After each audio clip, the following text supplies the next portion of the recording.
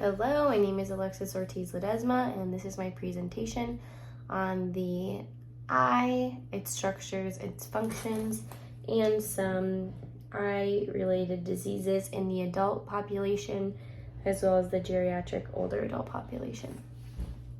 So, this is the eye. The lens is right here. It's a biconvex structure behind the iris that changes shape to alter the focal distance of the eye. And then you have the iris right here, which gives the eye its color. And then we have the pupil, which is a little hole that allows light to enter the eye, and it controls how much light enters the eye. And then you have the cornea, which is right here, this blue part, that allows light to enter the eye and reflects and bends incoming light. Then on the other side, we have the optic nerve, which is cranial nerve number 2. It transmits the visual information from the retina to the brain. So from the retina here to the brain. The retina, which is this yellow portion,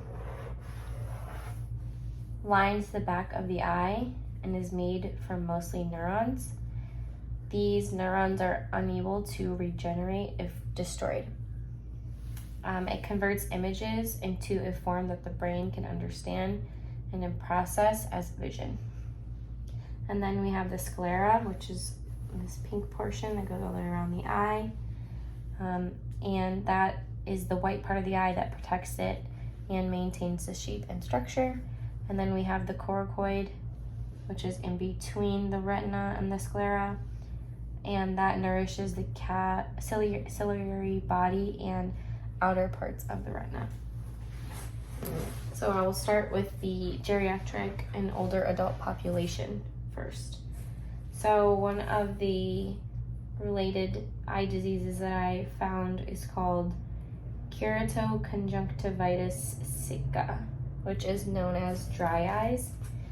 It is caused by a decrease in the quality or quantity of the tear film. It typically worsens throughout the day. Patients describe the sensation as having sand in my eyes. Treatment is aimed towards treating the underlying cause. Patients may use artificial tears or ointments.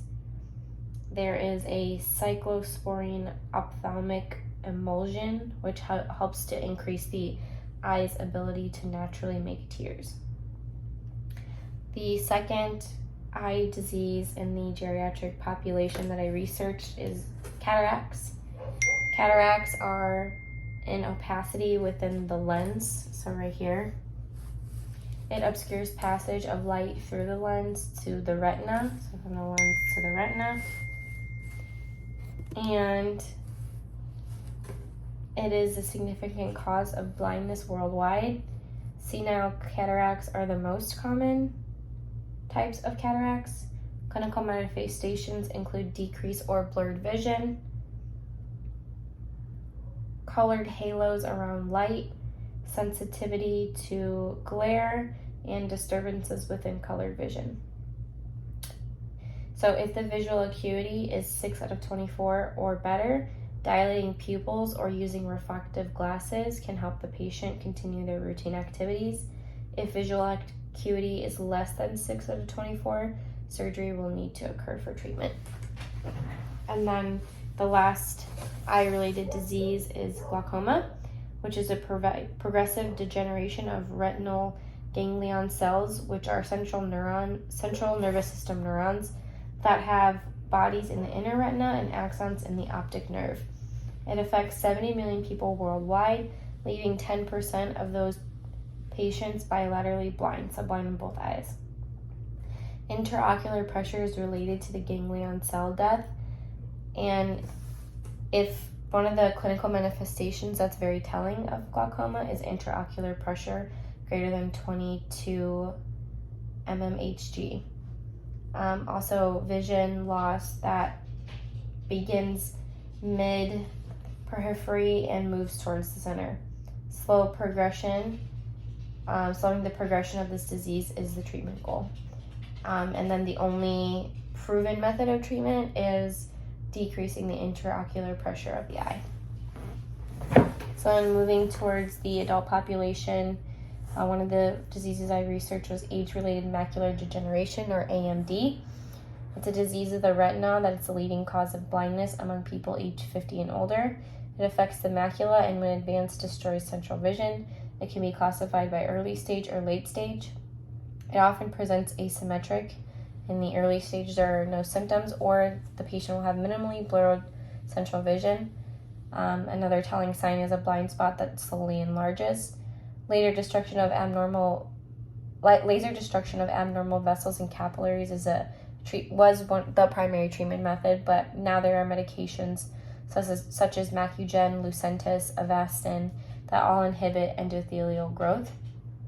The second disease that I researched for the adult population is diabetic retinopathy, which is a major complication of diabetes mellitus. It's diagnosed by vascular abnormalities in the retina. There is non-proliferative and proliferative diabetic retinopathy, which represent the early and advanced stages, respectively. Vascular permeability and capillary occlusion are signs. If it's in the late stages, there is neurovascularity. There are treatment methods such as anti-angiogenic therapies, Macugen, Lucentis, Avastatin, also anti-inflammatory therapies, such as the corticosteroids or NSAIDs.